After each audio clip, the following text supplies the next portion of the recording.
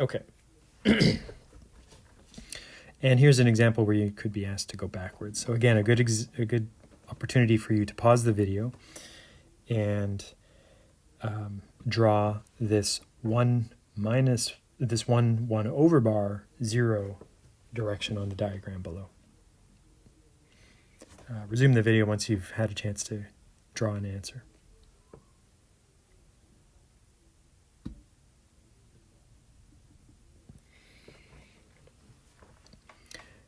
Okay, so you can see the information for the overbar is in the y coordinate information, so we're going to have to access the negative y space of the Cartesian coordinate space, and in that case we're going to consider the unit cell over here.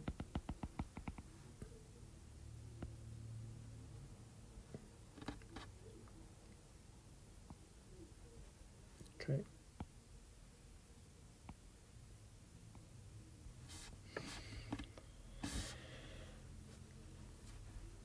And so we have to go from the origin, we have to go 1 unit positive in the x, so that temporarily puts me here. I have to go now -1 in the y, that temporarily puts me here for my arrowhead, and I have to go 0 in the z. So again, this arrowhead is that way. Okay. And then this is telling us to draw an additional direction that is equivalent and part of the family here. So take a minute to consider some other vectors you could draw in addition to the one that we've learned how to draw. Okay, so we knew that this one was our final answer from before, but now what additional vectors should be equivalent in this cubic system?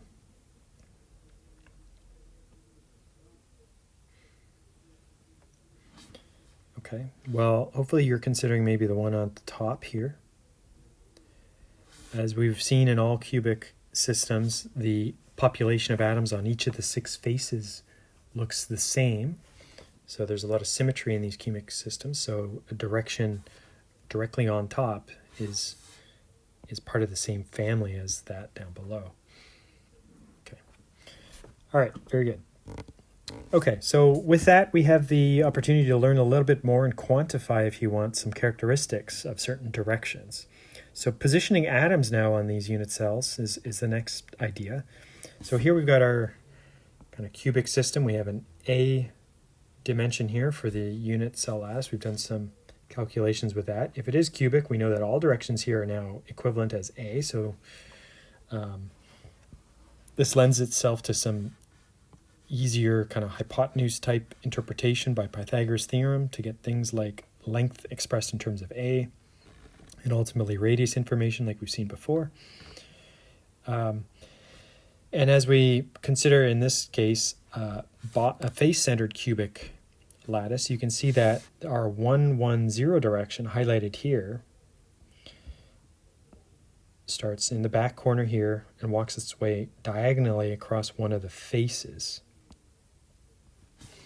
Okay, and so the linear density of atoms is a characteristic of how many atoms that direction has. This is important when we consider corrosion or strength of materials. The more dense a direction is, the more robust that direction could be, as an example. So it's important to quantify linear density in this case.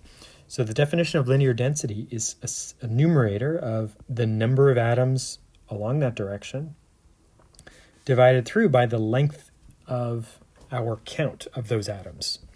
So you could consider many cells if you wanted, but if we're using 1 unit cell to help us with this calculation, the vector drawn on our diagram here suffices, and we know we simply need to know the hypotenuse of this right angle triangle to understand the denominator in our equation here. Now to count the number of atoms, the numerator in our equation, we need to reflect on what's important here. So we want to count atoms whose center is lying on the line of the vector in question. Okay, So to really emphasize that, let me draw a vector similar to one of the ones we saw earlier today, where if I went along the half to the half position here, consider a vector like that, we haven't got the atom center here of this face-centered atom on that blue vector. So we wouldn't be counting that in our numerator. Okay, and so at the moment we really only have one quarter atom at the top. Sorry, a half an atom over here. Half an atom counted. Okay, so that is from that that blue spot now to the limit along that blue direction. We've gone a radius of distance, and that's half of the atom. Okay, so that's how we would get a half in that example. And then nothing from the face-centered atom highlighted there. Okay? Okay, so just simply emphasizing that, and let's see if we can kind of finish off this example here, where along the 111 direction, it appears that we've got, for our numerator, half an atom counted there, another half an atom counted here. So that's one atom, and then of course our center of the face centered atom is now on that line, so we are fair to count that, and that's a whole atom that we've cut through with our vector.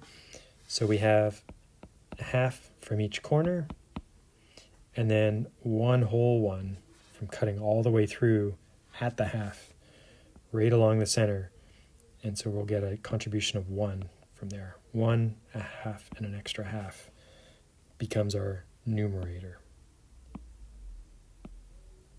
Okay, so in that example, our numerator is going to be 2. Okay. We've seen in earlier work that we can calculate the hypotenuse here of that right angle triangle in terms of A, and so that's reflected down below here. And so if we're given A, our work becomes pretty easy at this point, and we can finish off the denominator and actually get to an answer. So linear density for this aluminum along the 110 direction, we've got 2 atoms over a distance of √2 multiples of this value. So that's going to give us an answer that's reflected here in the box of 3.5 atoms of aluminum for every nanometer of distance, or 3.5 atoms per nanometer. Okay, so often you'll see this simply as 3.5 reciprocal nanometers as an answer.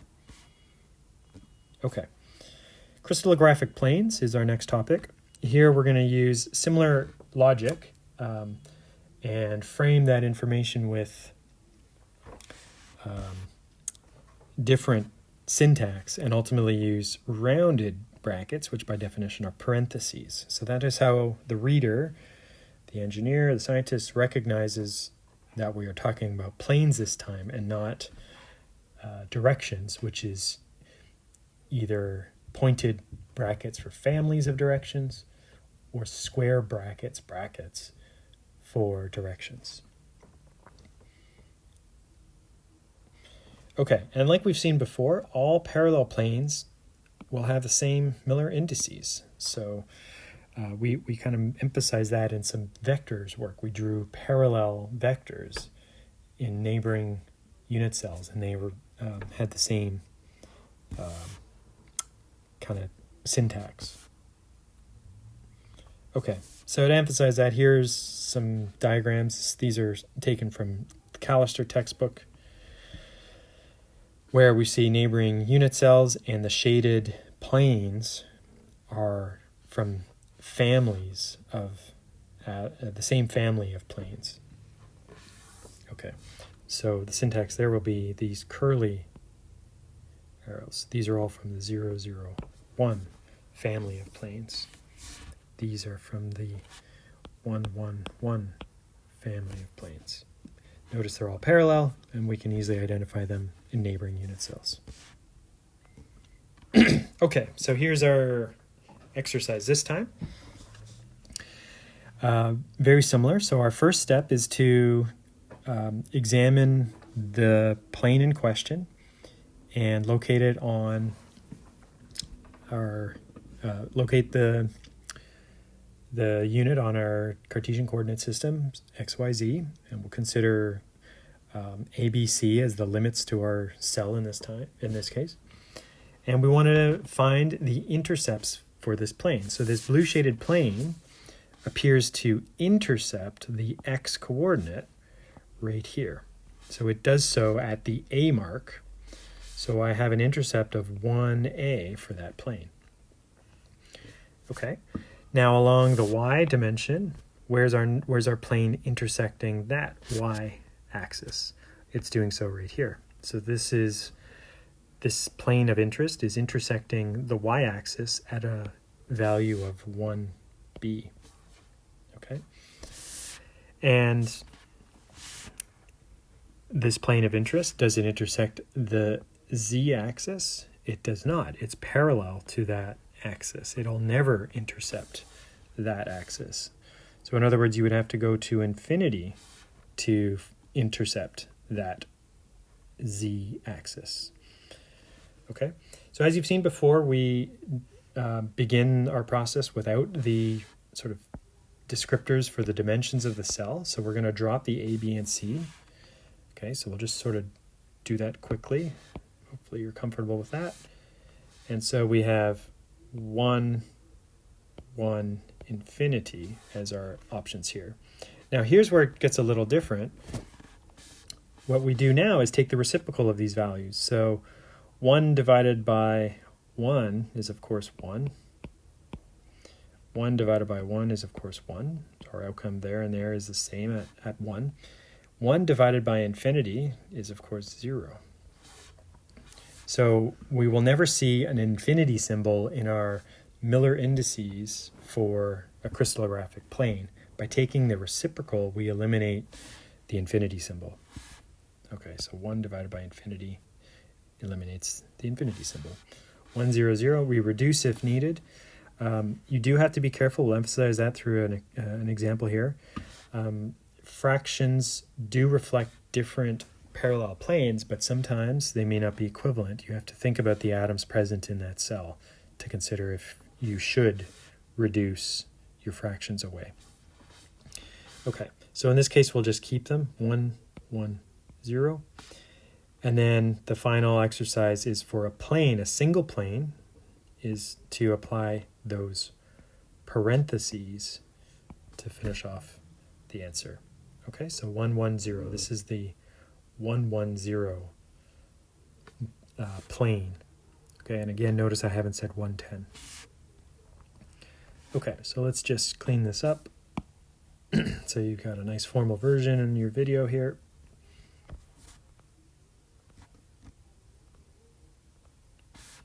And there's our answer. Okay. Here's another example. So see if you can go through those steps and determine the Miller indices for the plane shown as the shaded red plane in our diagram right below. Pause the video again to go through those steps to make sure you've learned how to do this, and check your answer by resuming the video when you're ready.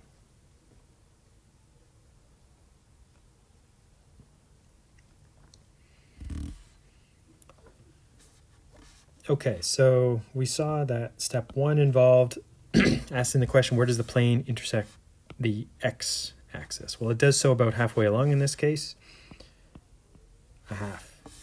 Where does it intercept the y-axis? Never. It's parallel to that, so infinity is our answer there. Where does it intercept the z-axis? Never. It's parallel there, infinity. Second step was to take the reciprocal of that, so we are now going to be 2. We eliminate the infinity, so we're going to be 0, and we're going to be 0. Here's where we can consider reducing or not, and so we'll emphasize that the next example that if we were to do that, we would end up considering a plane that's a half cell over from this. So for this question, we will not be simplifying this by reducing, so we will keep this. And then lastly, for the Miller indices, we apply rounded brackets. So 2, 0, 0. Okay, that's our answer there. So again, we made a decision here not to simplify. And again, a way to consider that is to think about projecting this plane in all three directions and considering an option where the plane in front of it is also projected in all three directions. And to think about the population of atoms and things like planar density and if they are the same. If they are the same, we can simplify. For example, you might consider a body-centered cubic system being different than a simple cubic, where we know we've got an extra atom at the middle, and simplifying away the information of considering a plane in the middle versus at the edges or the faces, we would lose information on that central atom. That would be a reason to not simplify further. Okay. Okay, let's clean that up so you've got a formal version there, and then we'll move on.